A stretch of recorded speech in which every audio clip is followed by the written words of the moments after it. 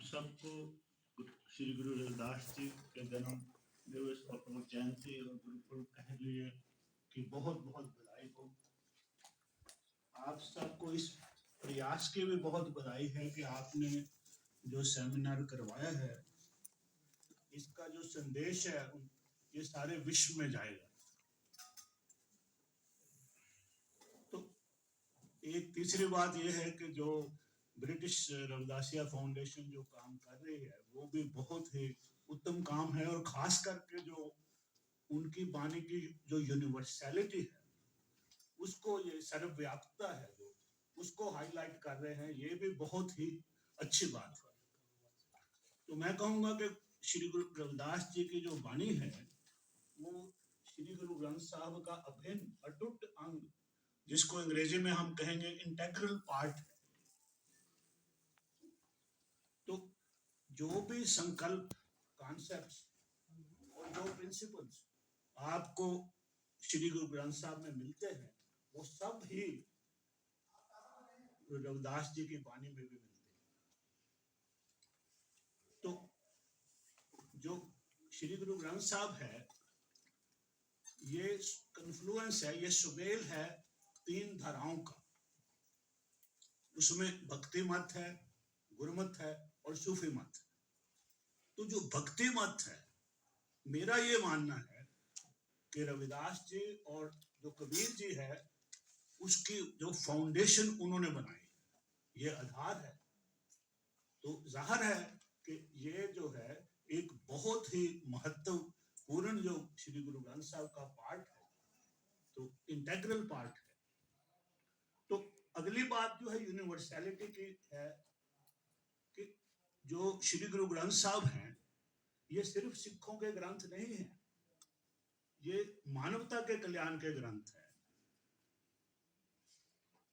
तो जाहिर है कि जो रविदास जी की वाणी है वो भी किसी एक वर्ग तक सीमित नहीं है, ये समुची मानवता के कल्याण की वाणी है। तो इसी रूप में ही इसको दुनिया में फैलाया जाए। तो श्री गुरु ग्रंथ साहब के जो मैं कहता हूं कि दो थंब हैं, पिलर्स। तो एक है यूनिवर्सल कंसर्न और दूसरा है यूनिवर्सल वेलफेयर, सबकी चिंता और सर्वत का भला। तो ये दोनों एलिमेंट जो है ये रविदास जी की वाणी में हमें साफ स्पष्ट नजर आते हैं। तो जो सेंट्रल थीम है, जो केंद्रीय विषय है गुरु ग्रंथ साहब का, वो है मनमुख को गुरुमुख बनाना। तो मनमुख कौन है? जो अपने मन से सेध ले जाता है, जिसका मुख अपने मन की तरफ है। तो हमने क्या करना है कि उसको गुरुमुख बनाने के लिए उसका मुख गुरु की तरफ करना है। तो गुरु क्या है? दो शब्दों से बना हुआ, गु तो रू, गु संस्कृत के शब्द, गु का अंधकार और रू का मतलब चानन है। तो अंधकार से चानन ले आने वाला गुरु है। तो गुरु रविदास जी हमें अंधकार से चानन में, ज्ञान के चानन में लेके आ रहे हैं। तो उनके जो तीन जो प्रिंसिपल्स हैं, जो फाउंडिंग, कीर्त करो, नाम जपो और वंड छको। सबसे ज्यादा तो हम गुरु रविदास जी को देख रहे हैं कि कीर्त भी कर रहे हैं और नाम भी जप रहे हैं। और नाम जपने का मतलब है स्पिरिचुअल एनलाइटनमेंट, रूहानी जागरता है, रूहानी चेतना जगाना है, स्पिरिचुअल एनलाइटनमेंट। और तीसरी बात जो है वंड छको है, ठीक है, कि हम जो मटेरियल वेल्थ है उसको तो बांट के छक रहे हैं, लेकिन ये कंप्लीट नहीं होता सिद्धांत। तो जो स्पिरिचुअल वेल्थ भी है वो भी बांटनी पड़ेगी। वंड के छकना सिर्फ खाने का या मटेरियल चीजों का नहीं है। तो इसलिए जो है, तो जो भगत जी जो हैं, गुरु जी हैं, वो प्रेमा भक्ति, जो बांटने का मतलब शेयरिंग है, तो उसका मतलब प्रेम है। तो हमें उनकी वाणी में जो प्रेमा भक्ति मिलती है, ये भी जो है ये बांटने का ही सिद्धांत है कि वो स्पिरिचुअल वेल्थ जो है बांट रहे हैं। और इसमें जो उन्होंने स्पिरिचुअल एनलाइटनमेंट का जो हमें मार्ग बताया है, तो वो निर्गुण और सरगुण के जो संकल्प है उसको समझना पड़ेगा कि पहले जो थे ये बांटे हुए थे कि कुछ संत जो है सरगुण के उपासक थे, कुछ निर्गुण के उपासक थे। तो रविदास जी हमें बताते हैं कि निर्गुण और सरगुण में भेद नहीं है। निर्गुण जो है जिसको आप इंग्लिश में कहते हैं ट्रांसेंडेंट, और जो सरगुण है इमैनेंट, जो प्रत्यक्ष है। तो एक कुदरत है, एक कादर है, क्रिएटर एंड क्रिएशन। तो क्रिएटर निर्गुण है, क्रिएशन सरगुण है। तो ये दो अलग सच्चाइयां नहीं है। जो कादर है कुदरत में ही बसता है, ये हमें बता रहे हैं। ये तो निर्गुण और सरगुण का जो भेद है वो रविदास जी मिटा रहे हैं कि दोनों ही एक ही सच्चाई है दोनों। तो जब ये भेद मिट जाता है तो क्या होता है कि सहज अवस्था में जाता है। तो रविदास जी हमें सहज अवस्था में ले जाने के लिए, तो सहज अवस्था क्या है? इसको हम तुरिया भी कहते हैं, चौथी अवस्था भी कहते हैं। तो इसका मतलब है कि तीन जो गुण हैं, तीन अवस्थाएं हैं, उनसे ऊपर उठ जाना। तो तीन गुण कौन से हैं? रजो तमो सतो। तो ये जो रजो तमो सतो कहां से नाम आते हैं? ये रंगों से। रजो का मतलब है लाल, सतो का मतलब है सफेद व्हाइट, और तमस का मतलब काला। तो जो जाति भेद है ये इन रंगों से है, तीनों गुणों से है। क्योंकि जाते ही इसी तरह बनी है कि जो सफेद है वो है ब्राह्मण, जो लाल रंग है ये क्षत्रियों का रंग है, और जो काला रंग है ये शूद्रों को दिया हुआ है। और जो वैश्य है उनमें दोनों के गुण हैं, उनमें रजोगुण भी है और उनको तामस गुण भी है, उनको हम वैश्य कहते हैं। तो ये सोसाइटी को डिवाइड, गुणों ने डिवाइड किया है। अगर कोई सहज अवस्था में पहुंच जाएगा तो अपने आप इस चक्कर से निकल जाएगा। तो जो फुल्ली एनलाइटेंड पर्सन है, जो पूरा स्पिरिचुअली एनलाइटेंड पर्सन है, जो हमें रविदास जी बनने को कह रहे हैं, तो अपने आप जाति भेद जो खत्म हो जाएगा। तो जाति भेद कहाँ है? मन में, और शरीर और मन में है। जो आत्मा है उसका कोई रंग नहीं है। तो जब आप चेतन, पूर्ण तौर से चेतन मनुष्य बनते हैं तो अपने आप जाति भेद जो है खत्म हो जाता है।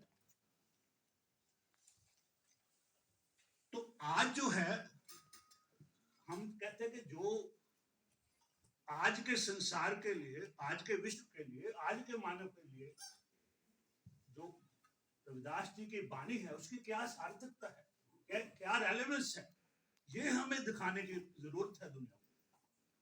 तो पहले तो हम समझे कि आज की समस्याएं क्या है, विश्व की क्या समस्याएं हैं, और आज के मनुष्य की क्या समस्याएं। तो मैं ब्रीफ में बहुत संक्षेप में आपसे बात करूंगा कि अगर ये, क्योंकि ग्लोबलाइजेशन का, विश्वीकरण का दौर है, युग है, तो इसमें क्या है, सबसे बड़ी समस्या क्या है कि ये जो विश्वीकरण है, ये ग्लोबलाइजेशन है, ये सिर्फ आर्थिक ही ग्लोबलाइजेशन है, आर्थिक विश्वीकरण, this is economic only globalisation.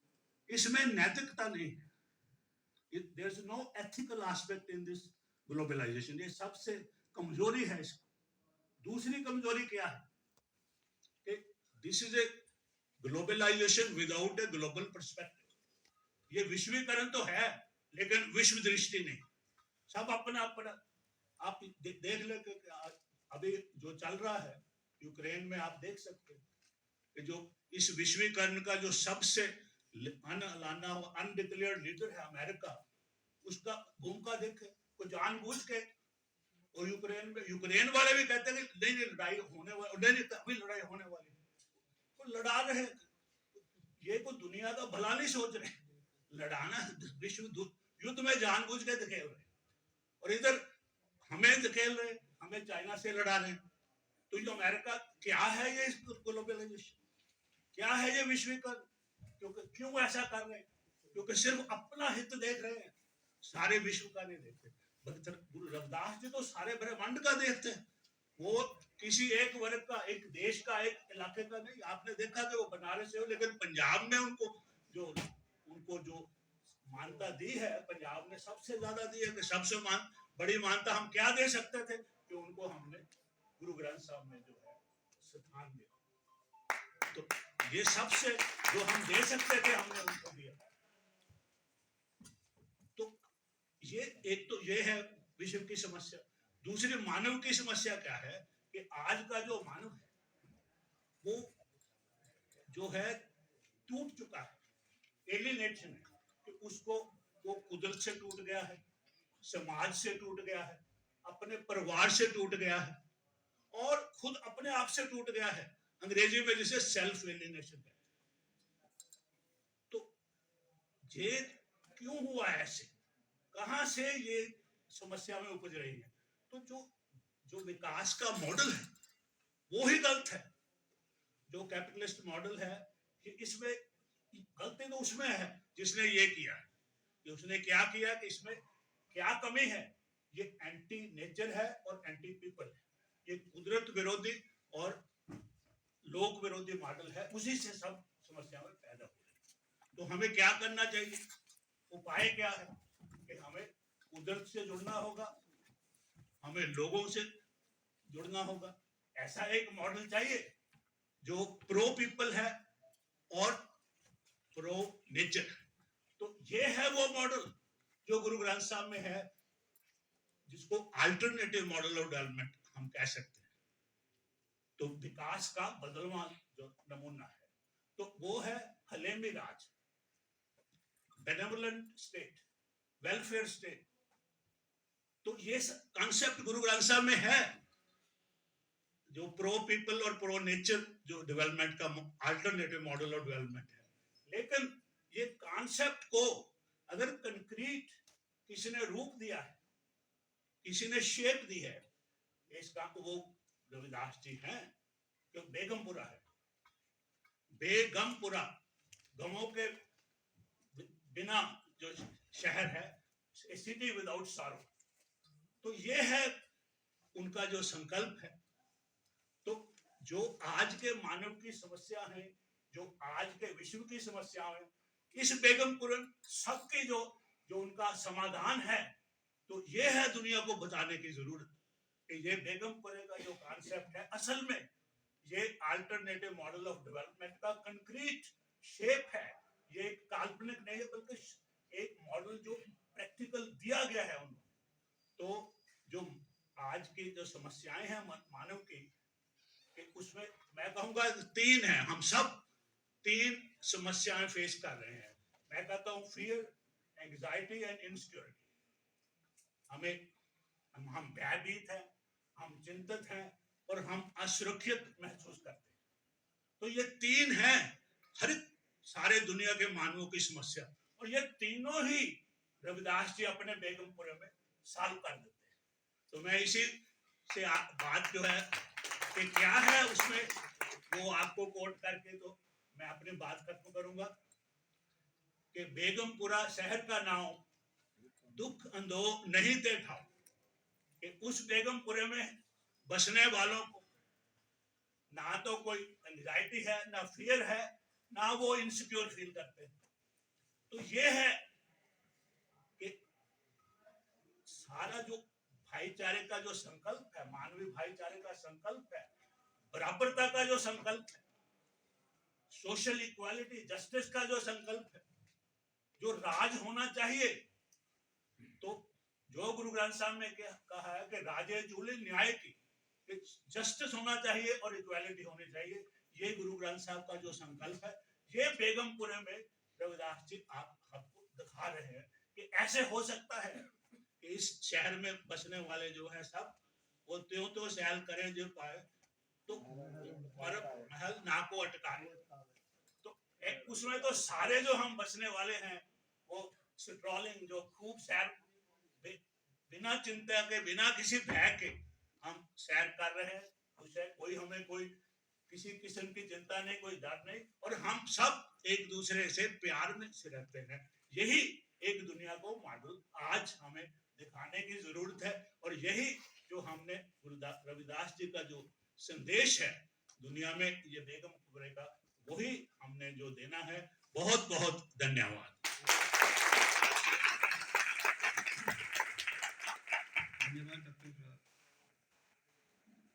Shivraj Singh साहब, सॉरी।